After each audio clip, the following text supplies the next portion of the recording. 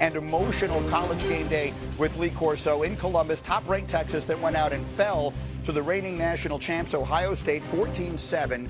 Preseason Heisman favorite Arch Manning looked shaky at the beginning of the game, finished with 170 passing yards, 17 of 30, 1 touchdown, 1 pick. It was a really, that first half was just a mess for those of you who didn't get a chance to watch it. Second half, he got a little bit going. Ohio State clearly looked like the better team. Let's go through this from top to bottom. Paul, let's start with you. You said to me last week that you could never remember a time where there was a more hype for any individual player going into a game than that. What are the right things to say about it after that performance? Well, the truthful thing to say is it was a disastrous beginning. Now, you can look inside and find good things, but mostly he was not ready for the moment, and neither was his coach. I was more disappointed in Steve Sarkisian, who I had believed was the best offensive play caller in America. He just did not dial up very much. He was outmanned on the defensive side by Ohio State. And I came away optimistic that Arch would get better, but that's not what we were expecting, and that's not what we got. From the very beginning, even Dan, look, far be it from me to be reading the eyes and the body language of big-time football players. You would know that better than I, but I expected him to come out on that field just based on what we've heard him say and stuff, with a little swagger, like, look what I'm about. Hey, everybody, look what I'm about to do here. And it didn't look that way. It looked like it was a big moment for him. Everyone's got a plan until they get punched in the mouth. You know, you're going on the road to the defending national champion playing against the defense that played remarkable. I would say this, Arch Manning's game looked the way it did because, number one, Matt Patricia, the defensive coordinator for Ohio State. Number two, Steve Sarkisian was completely outclassed. And then number three, the Ohio State secondary was absolutely fantastic. I didn't think a lot of guys for Texas were open. You go to the first third down of the game, watch the coverage rotation that happens, and if I just freeze it right now, there's 2 guys over 1 guy defensively to offensively. Then there's 3 guys for Ohio State's defense versus 2 guys as offensively for Texas. There's nowhere to throw the football for Arch Manning other than the place that he throws the football, even though it's short of the first down. That's not great. Here we go with another 3rd and long, 3rd and 11. You're going to try to get rotation again from the top. There's no place for Arch Manning to throw the football. They've got double team, double team, double team. The only place you can do is throw the ball to the back. So you're sitting there going, well, why is the quarterback holding on to the football? Because there's nowhere to throw the ball. Rotation again, 3rd and 8. There's NFL types of coverages that are going on right now when it comes to how they're passing things off. There's nowhere for the quarterback to go with the football, and that's why everyone, myself included, is watching the game going, my goodness, why won't he let the ball go? I would say this. Arch Manning and Sark got Bill Belichick. And I know Coach Belichick plays tonight. Arch will not see another defense that is as sophisticated, as complicated, as much they change pre-snap to post-snap. I'm not telling America that Arch didn't have some misses. Of course he had some misses. Mechanically, he got worse as the game went on. That game, in specific to Arch, went the way it did because of Matt Patricia for Ohio State and that Ohio State secondary. What did it mean, Heather? It meant that Texas is obviously going to be looking up at Ohio State all season long. But we also, Texas is a playoff team. They're not going to play a Power 4 opponent until they open against Florida in the SEC. They're going to get better. But here's the thing. Are they going to win the national title with Arch Manning? I don't know the answer to that because I agree with everything that you said, but I watched in the press box him throw high, him throw low, him throw behind a receiver. He did miss an open guy near the end zone at times. There were mistakes. Can he correct them? How quickly can he correct them? We'll see what happens with that. Yeah, I totally agree at that point. I think, like, again, I would imagine Texas today looks back and goes, we're going to be okay. They lost by a touchdown. They had the ball with the chance to go tie it on the road versus a team that could have the best defense in the country. This could be one of the better defenses we've seen in a long time. Their coverage unit was absolutely sensational. So it wasn't like Arch Manning was 5 of 35 for 12 yards and 8 interceptions. Like, it got better at times, and I think there's a lot that they are going to learn from that game. The headline is going to be Arch Manning. But you mentioned Steve Sarkisian. Where were all of the fun things? Where was the quarterback using his legs? Where were some of those trick plays, stuff to loosen up this defense that was obviously dominating the game? Randy, this was a continuum of what we saw in the final drive in the Cotton Bowl. Don't forget, these two played each other in January. Texas has the ball on the 3-yard line, first down, and they end up giving up a touchdown the other way because Sharpe just completely lost it. And that's what concerns me because we've all wrapped our arms around this guy, Dan, and I don't know. I mean, I know the defense on the other side was elite, but that's part of winning a championship. Oh, I totally agree. Sharpe was, and I love Sharpe. He was very disappointing to me.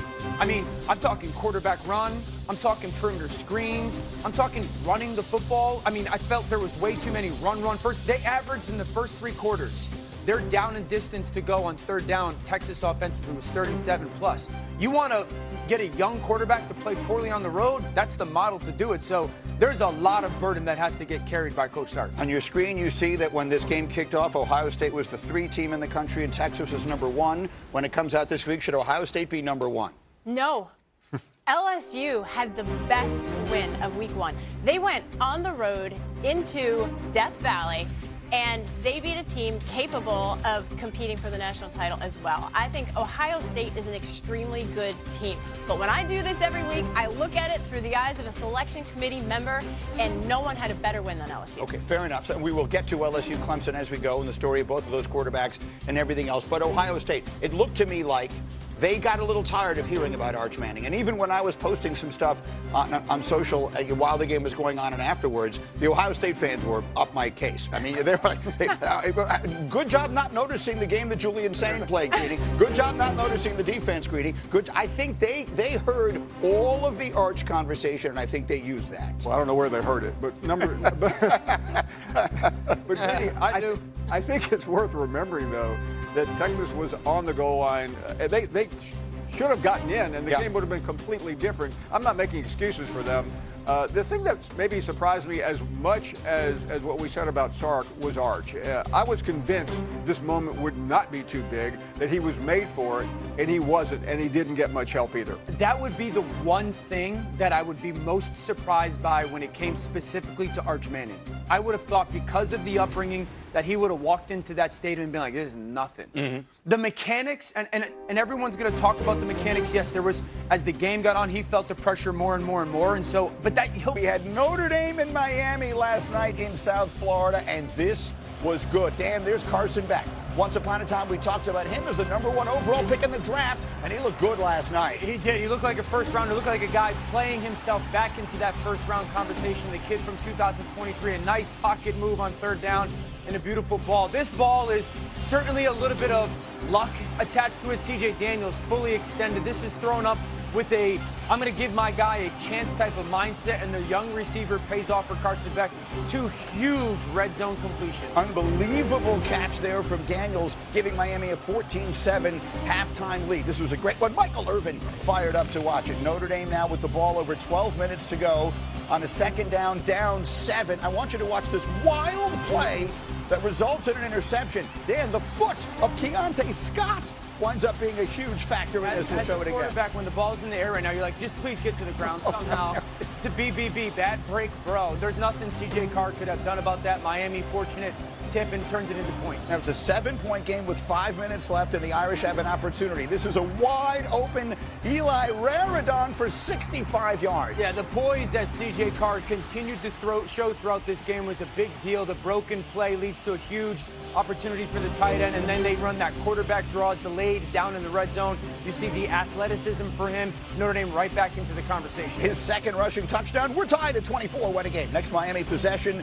This is back. He's going deep for Keelan Marion, and this is interference, no question. Yeah, right? This is a no question. Gray's one of their best corners, one of the best corners in college football. Just gets tripped up. Unfortunate for them. Miami takes advantage. And that gives Carter Davis a chance to be the hero with just over a minute to go. That's 47 yards, and it's good. So Miami, a 3-point lead. Irish final chance, 26 seconds on the clock.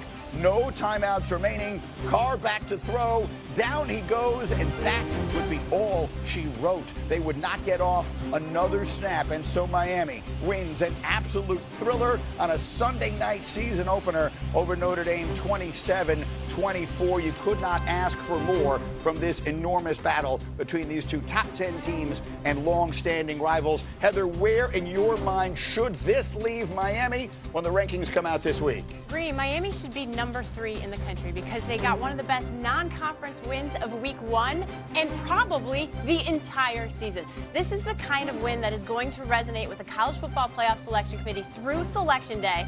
It's a head-to-head tiebreaker that they'll own as long as their records are comparable. Miami right now looks like it can win the ACC, but if it doesn't and it's fighting for an at-large bid, this will separate them from other CFP contenders that didn't play as strong of a non-conference schedule. Yes, strength of schedule still matters. Yeah, and these obviously 2 name programs with big expectations. Paul, what do you think last night meant for both sides, particularly a Notre Dame team that doesn't have the strongest schedule the rest of the way? No, I mean, I don't think you can write Notre Dame off, Greeny. It's worth remembering they lost to Northern Illinois last year and made it to the final game. So I think Notre Dame is going to be okay. It was a little bit of a shock to the system just at times to see some of their ineptitude, but ultimately they have a couple of SEC schools on the schedule.